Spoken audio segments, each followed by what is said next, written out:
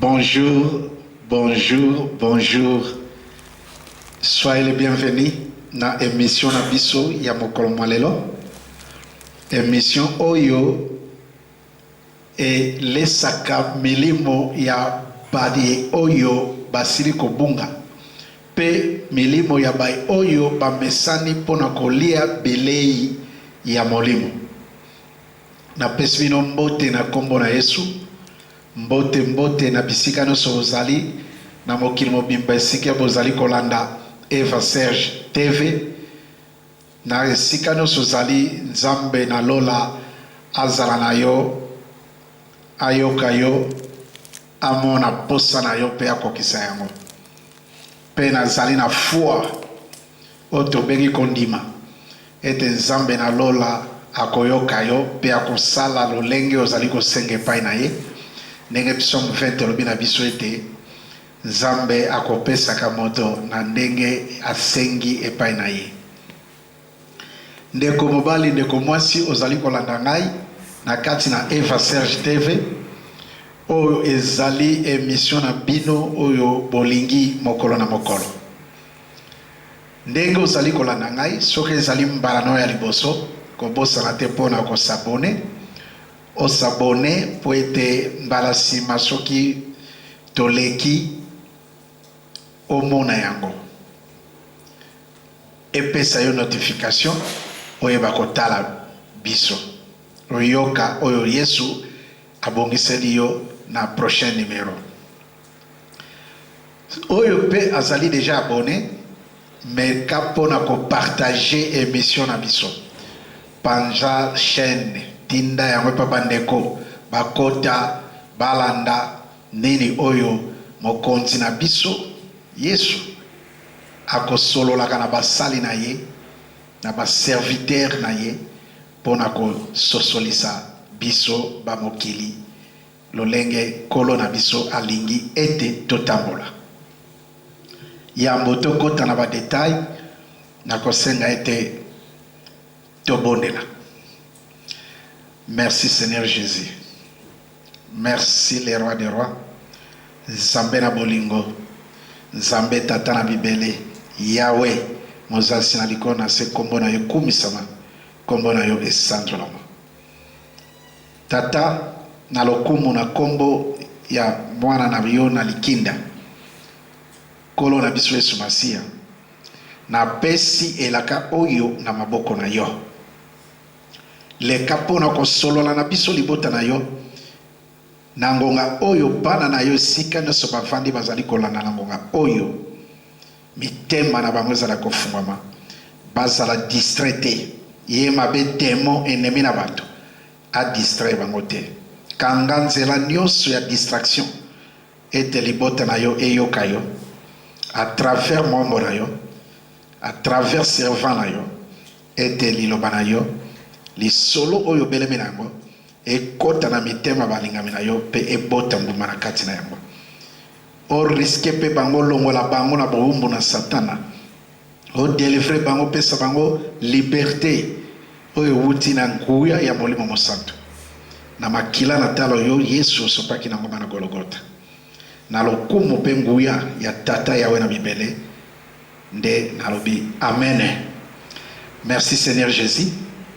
Ndeko mobali ndeko mwasi esiko ozali kolanda ngai lelo oyo toye pona kosolola lisolo oyo ebyangami na titre ya koloba ete makanisi na moto ezali makanisi na Nzambe te.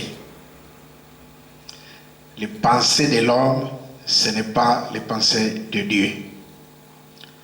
The thought of a man is not the thought of God. Na kumisi Nzambe pona maloba oyo to inspiration oyo abela makina yango pona kolata mombo na ye kosola na bino.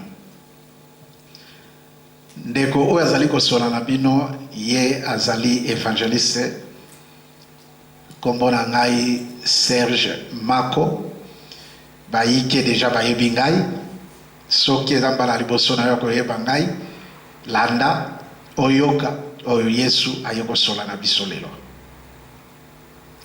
ndeko lisolo ya lelo elobi ke makanisi na moto ezali makanisi na Nzambe te. Pona nini elobi boy? Tango Nzambe akeli mokili asalaki moto na lolenge na ye. Bible elobi na biso ete Nzambe tango akeli moto alobi malamu ete tokela moto na lolenge na biso. Créons l'homme à notre image. Moto asalamaki na mabele. Nzambe akeli moto amoni ete solo mabele salami forme ya malamu ya moto ya kimia kasi ezangaki eloko moko na kati na mabele wana. Nzambe ayaki afulaki mopepe ya bomoi oyo ezali molimo na kati na mabele nde mabele telemaki ebandi koloba ebandi kosala mouvement ebandi kopesa banyama na zamba bakombo banzete ebandi kokontrole pe kosuperviser misala na tata yawe na bibele. Mais avant Nzambe atia mopepe na mabele wana mabele boujaki te sans recevoir la souffle de vie. Moto atelemaki après avoir recevoir souffle de vie otobengi mopepe nguya na Nzambe molimo na Nzambe oyo tobengaka nzoto ya molimo na kati na moto oyo bandoki babundisaka oyo bandoki bawelaka ete babénéficier molimo na yo mopepe wana molimo wana nguya wana o Nzambe ataka na nzoto ya moto tango esalamaki mabele ete moto atelemi pe abandi kotambola. Ndeko na ngai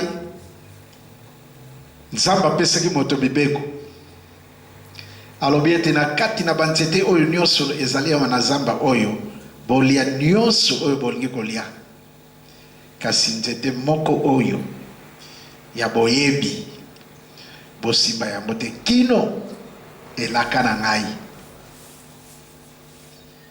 wana ezali deja mobeko ya liboso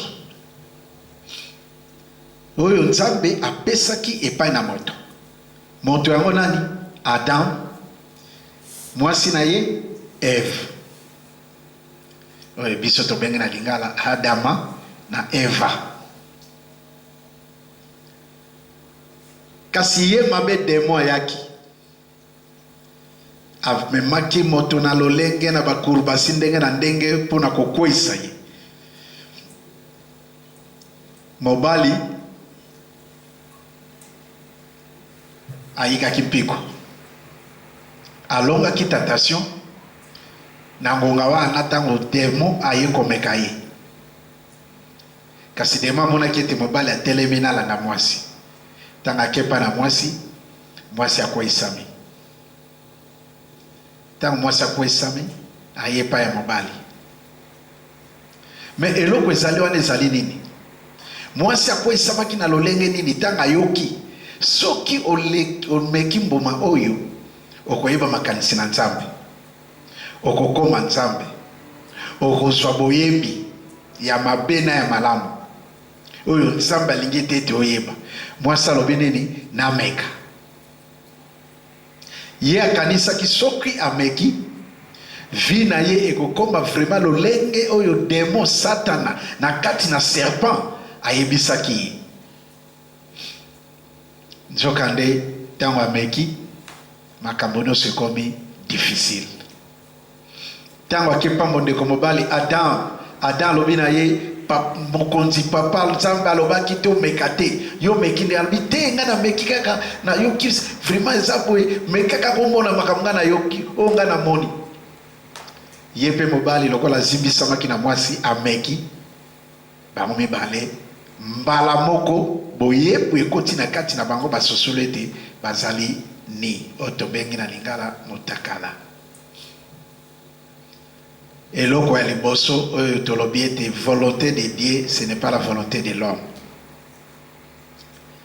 Moto kanisa qui était ndengenza balobiete na simba tena mekate soki na meki eloko moko ko sala mate changement ko sala te na ko sala toujours lo lenge na zali nzoka ndita masali yango mbala moko nzambe atiki po ete asali nini akwesami na volonté ya nzambe. Donc penser ya moto ezali ya nzambe te. Tango nzambe alobi na yo te sala boy yo oskei ko sala bongo me osali mwa moke de apante yeba ete obimi na kati na mobeko na nzambe. Po tango yo sala yango o se sentir que na meka ko sala yango tango susu nzambe akosepela to akomona ngai na sali mabete na sala yango donc alepa na nzambe obuki mibeko na ye. Toleki totali bomoya roi David. Roi David azalaki mokonzi monene o nzambe alingaki mingi. Nzambe aponaki David wuta na bolenge na ye ete akozala mokonzi. Ezala soki tolandi malamu au fond David bapakola ye mafuta ya kozwa elembo ya kozala roi na bolenge. Si je ne trompe pas, à l'âge de 16 ans comme ça, 16 ans, 17 ans. Azalaki vraiment elenge presque na libota na bango nyoso bandekona mibali tango ba passa devant prophète Samuel pour pakola bango mafuta tango nzamba pemi na Samuel kende na libota ya moto wana yebani te nazali kopona mokonzi kuna wa ko remplacer Saul. David azalaki te. David akende ko lesa bibwele bandekona nyoso baleki kasi atikalaki kupapola bango te alobi bozana mwana moko nazomona awa te o nzamba poni poete na pakola wana David azalaki na elenge moke meloko nini yaki David akomi mokonzi akomi roi avandi na ndako na ye ya royaume na ye babenga la palace avandi la matina likolo na etage azotala na mai place bato banajaka bazali kosukola mai ndenge tobengaka na beach beach gobila. David atala na se atali amoni mwasi ya kitoko elenge mwasi ya bonzenga oyo nzamba petoli na mafuta na buolo. David motema epanzani Satan asali nini akoti. David atendi basoda bakende kobenga mwasi wana basoda na ye bayela ye mwasi wana zoka mwasi wana zali moko ya basoda oyo alingaki David mingi oyo azalaki toujours kobunda pona David aye alongaka bitumba na ye eto bokita bokonzi na ye. David azwa mwasi wana alala na ye kosangana na mwasi wana asali nini azwi zemi ndenge mwasi wana azwaki zemi David alela epai na nzambe tango prophète Nathan aye epai na David koyebisa ye te apesi lisese oyo alobi moto moko aza na bibwele ebele azali riche na bameme bataba biloko ndenge na ndenge kasi alingaki asala feti na feti mokonzi wana alingaki asala ye aponi kaka taba moko oyo ya mobola abokolaka mobola wana abokolaka taba ne banda boke azwa taba wana lokola mwana na ye ndenge alengelaka taba na ye wana lokola mwana oyo ye mpenza aboti po ete azwa ye moke mpe aza na ye kaka moko me mokonzi wana azwi taba na ye abomi ye po asala feti na ye. Yo lobi nini atake roi soki okopesa jugement lobi nini mpona moto abongo. David alobi moto ndenge wana il faut abeta mafimbo akanga mape il faut afuta moto wana mobola wana bibwele na oyo azwi ata fois 10. Pona nini? Tango David azwi mwasi akomisi mwasi ya soda na ye mokumba pesi mokumba, nzambe asepelaki lisusu te na David. Mais nzambe mutatsa David mokonzi, nzambe mutapesa ye esika wana ta dirige bana Israel libambo nzambe apesaki ye, kasi David aye kotengama na moke oyo atengamaki mbala moko nzambe asangisi confiance epa na David. Totangaka babisome ekomama epa na David, mabondeli tobondelaka ekomama epa na David. La plupart ya banzembo ya babisome David mutakomi yango. Ndeko nanga ndeko mobali, tango ekomaki kezemi wana ekoma munene to ebanda komonana, David asala tu ete mobali ya mwasi wana lokola zaki soda na ye akufa. Abenga mokonzi na ye ya basoda lobi kamata mobali oyo ya mwasi oyo zwa etaye na ligne, front ligne oyo babengaka front. Na front wana azala na liboso ya ligne wana, potango bitumba ezobanda bato baza liboso, bango bakufaka liboso po bango nde bazwaka ataki ya liboso. Taye wana na ligne ya liboso po ete akufa. Pe mokonzi ya basoda na ye asalaki bongo, soda wana akufaki po ete David azwaki mwasi na ye, asanganaki na ye, apesaki mokumba, epesaki nzambe esengo te.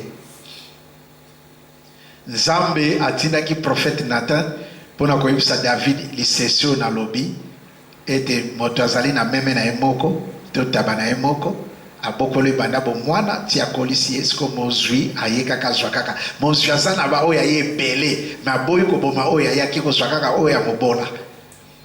Lisesio na tango David a répondaki prophète Nathan que moto wana fo pesa metumbu.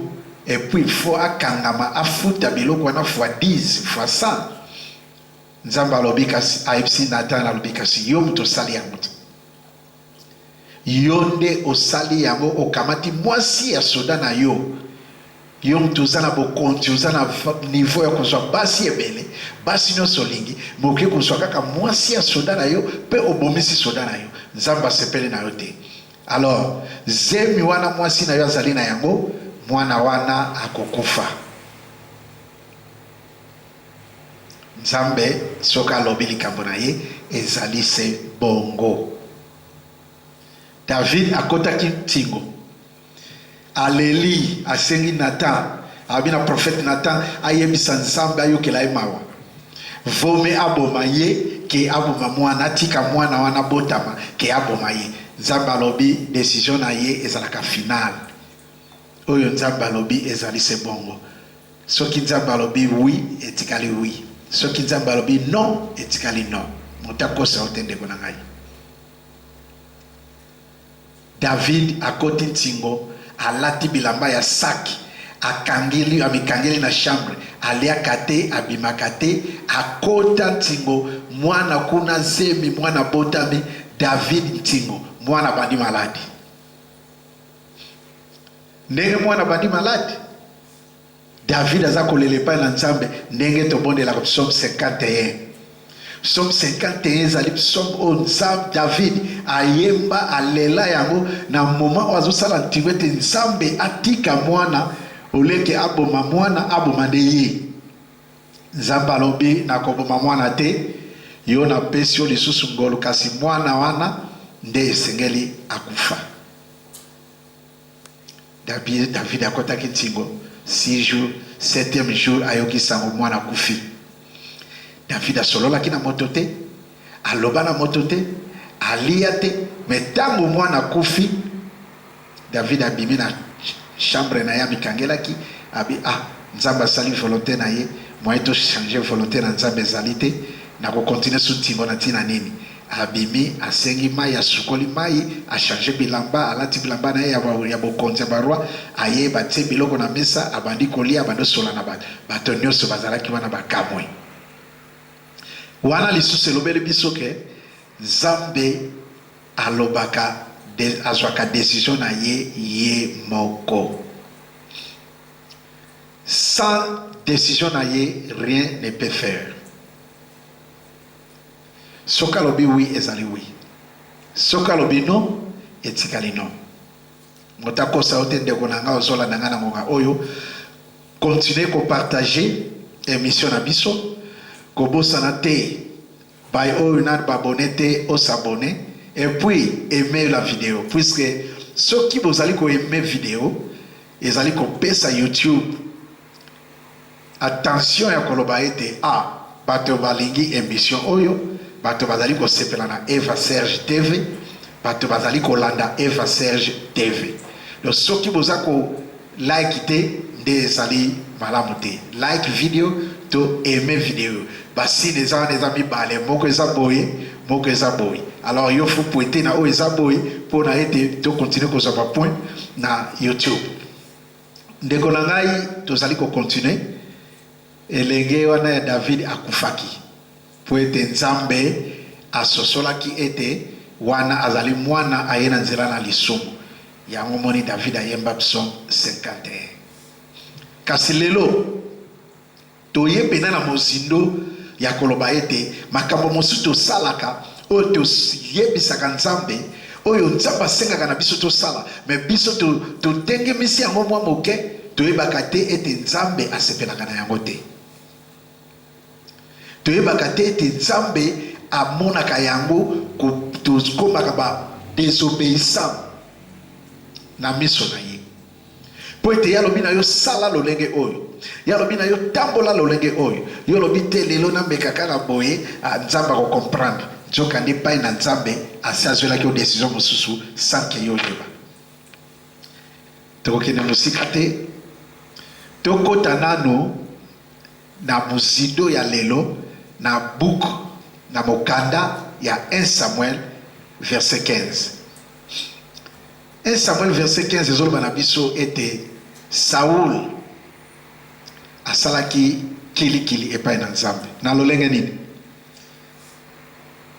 oza na Bible ndenge nayebisaka bino moko na mokolo soki oza kolanda émission na biso ya Eva Serge TV ezala ozolanda kiti ya bakonzi esengeli ozaka na Bible na wana maboko pona kotanga pe kososola oyo basali na ye bazali ko témoigner liboso na yo na kamera ndeko mobali ndeko mwasi Saul aponamaki ete azala mokonzi ya bana Israel nzambe apesaki ye mokumba wana pe nzambe alingaki ye mingi azalaki vraiment très fort Saul azalaki vraiment mobundi ya bitumba soko azwi basoda na ye to arecruter basoda na ye azwaka ozomona pena ke moto yo arecruter basoda oyo bazali pena baguerilla baranger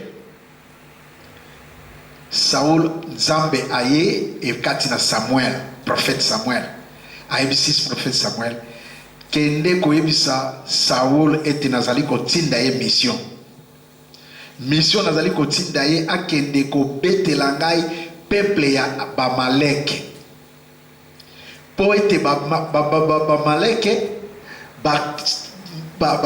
baderangeaki peuple israélien na moment oyo bautaki Égypte po baya kokota na kati na Israël bango bapesaki bango passage te baboyaki baleka baboyaki bazwa nzela ya kimia ya oyo ezalaki lokola courte très courte mpona kokoma ntina destination bande kokende alors esepelaka nzambe te na moment wana ponaki Saul ayebisi Saul kende kobetela ngai peuple wana ya bamaleki bango nyonso tata mama mwana ndeke soso ngombe nyama na zamba ezala mwana abotami lelo moto atikala te bango nyonso esengeli koboma bango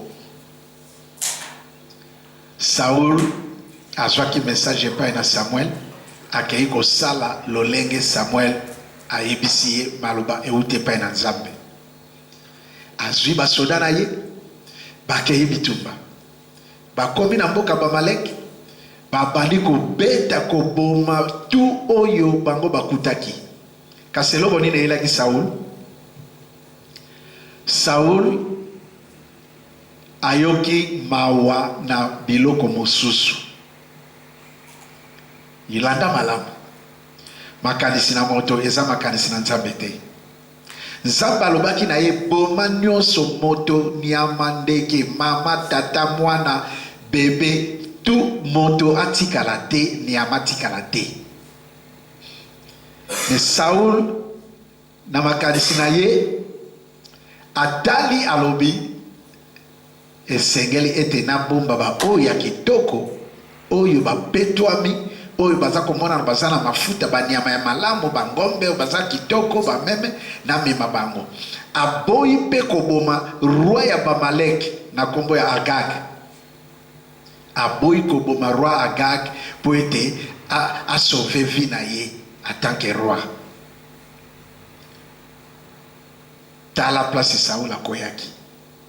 Yena makanisi na ya kanisi soki na tiki biloko oyo mususu bangombe oyo baba meme oyo bazana mafuta bakoli bien santé malamu tokotumbela nzambe mbeka to remercier nzambe na bitumba oyo appuyer biso na yango soutenir biso na yango ndenge to gagner nzokande kokweya na ye mobimba yango wana. Yena makanisi na ya kanisi eta sali malamu nzoka na makanisi na nzambe akwei aboki mibeko na nzambe abuki volonté na nzambe a désobéir nzambe oyo apesaki mission akomi na mboka na biloko ayaki nango na roi Agag oyo ayaki na ye na kati na mboka na Israël. Samuel place azalaki prophète Samuel nzambe abandi kosola na alobi Saul ayokisi ngai soni abuki mibeko na mission oyo ngai na pesaki na kati na ye. Samuel abwaki mabolonga na se aleli alobi asali lisusu nini abi kende kuna na tongo kende koyebisa ye kobanda lelo azali lisusu mokonzi te ya Israel po ete atosi ngai te na pesi bokonzi wana na moto mosusu. Samuel na tongo alamuki akepa Saul akutaki Saul na ndako na ete alandi esika zalaki akute na ye Saul mbala moko abandi ko pesa lokumbe pa na Samuel ete nzambe na yo Samuel apambola yo mission to kendaki eleki malamu to gagner to sali bonyoso nzamba tindaki to sali yango. Samuel baramoka ebisa lobi me pona nini nazali koyoka mingongo ya bameme banyambaza kolela kuna na sima nde Saul nzamba ebisi Samuel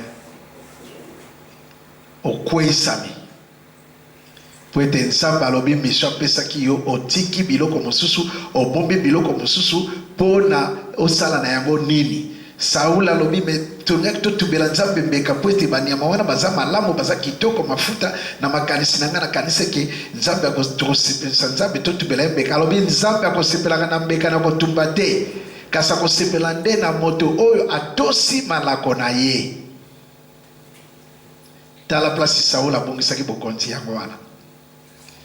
Ndeko nanga ndeko mobali ndeko mwasi kobanda wana Saul libome bandi trouble de tête ekoti po ete nzambe alobi ete akobatela ye lisusu te akobomba ye lisusu te akosalela ye lisusu te. Nzambe alongwaki na kati na Saul bokonzi na nzambe etikalaki lisusu na kati na Saul te po ete yakanisaki oyo yasala ezalaki malamu. Me nzambe alobaki na ye boma nyonso kobanda na moroi na basoda na bato na ye basi lokola mibali bana babebe bandeke bansoso banyama nyonso moto atikala te kasi na makanisi na ye alobi ete baoyo ya malamu ya kitoko boye naboma te mpona kende otumbela nzambe mbeka naboma roi oyo te comme ça nzambe akoyokelanga mawa. Nzoka epai na nzambe akanisaki bongo te. Nzambe alobi obuki mibeko odesobéir ye. Ndeko na ngai yo olandi ngai na ngonga oyo lelo nzambe akoyebisa yo ezala makambo ebele oyo nzambe ayebisi na kati na yo na basali na ye na baprofete na bapaster oyo nzambe ayebisi na bandeko oyo ozalaka na bango na ndoto na vision oyo ozali koyoka bango kasi ozali kosala lolenge bazali koyebisa yo te. Nzambe aza kolata bango mpona koyebisa yo tambola lolenge oyo yo okei lolenge wana odekone moke yo lobi ke non soki na dekone moke nzambe akokomprendre makanisi na yo ezali ya nzambe te. Oyebi na malamu etamboli na yo liboso na nzambe. Oyebi ndenge otosaka nzambe na yo. Oyebi ndenge olandaka nzambe na yo. Ndenge otosaka malako na ye. Eske osalaka yango, otosaka yango na lolenge nzambe ayebiseli yo? Balobi sala tingo, sala karem, jeune, po ete makambo na yo oyo esila. Yo lobi na osala karem te na bondela kaka nzambe akolekisa yango. Mais nzambe ayebisi yo lobi sala karem. Tango yo bondelisa osali karem te. Eske otosi maloba na nzambe to osali posa na yo? Osali posa na yo, osali posa na nzambe te. Yango wana tozali kosala berera mike lelo Yesu ayebisa biso ke volonté na nzambe ezali volonté na yo moto te. Makanisi na yo ezali makanisi na moto te. Yeba na malamu ete oyo zali kokanisa yango te oyo nzambe azali kokanisa. Yo kokanisa na lolenge na yo, nzambe pe akokanisa na lolenge na ye. Tsa yango na kati na bomoi na yo, na kati na moto na yo, ete nzambe na biso azali na lolenge na ye oyo amemelaka biso bai oto yambiye.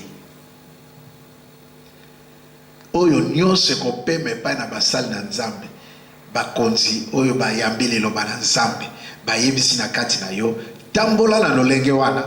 Koloba teke na sala nanu boyi, koloba teke na kende nanu boyi, po ete nzambe akomona te. Non, epai na nzambe obuki mibeko. Directement nzambe a dégagé yo, atio na pembeni akotala dossier na yo mokolo mosusu. Akotala makambo na yo mokolo mosusu. Akofumbola dossier na yo na mokolo mosusu.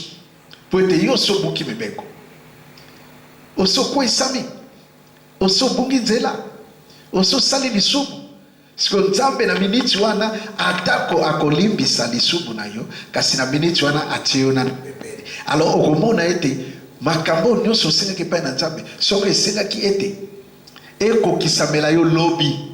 Lokola yo lelo odekone obungi, nzambe atiango pembeni mwa ekokisama lobi ekozala lisusu te. Tala ndenge tozali kolmona ete ndenge nini ba promesse nzambe aza kopesa biso eza koumela boye. Ndenge nini eza kozwa tambola ye boye. Ndenge nini eza kokokisama te. Eske tozotambola na volonté ya nzambe? Tozotambola na makanisi na nzambe? Tozotambola na makanisi na biso moko? Ndeko na ngai, ndenge olandi ngai, ndenge nzambe na yo aye oyebisa yo ete volonté na ye to pensée na ye eza pensée na yo te.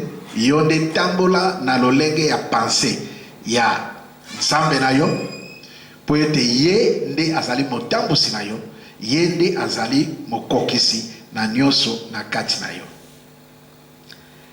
Ndenge oyoki ngai ndeko mobali ndeko mwasi wana ezalaki oyo Yesu ayelaki biso lelo na kati na mokanda ya premier livre ya Samuel chapitre 15 oyo yebisi biso tina nini nzambe asepelaki na Saul lisusu te atanke yende motaponaki Saul pe ye mutatiaki wana eloko nini tindaki ete nzambe asepela na Saul lisusu te ezalaki po ete Saul akanisaki ete ye lokola azali roi, lokola nzambe atiaki wana soki asali makanisi na ye nzambe akosepela na yango.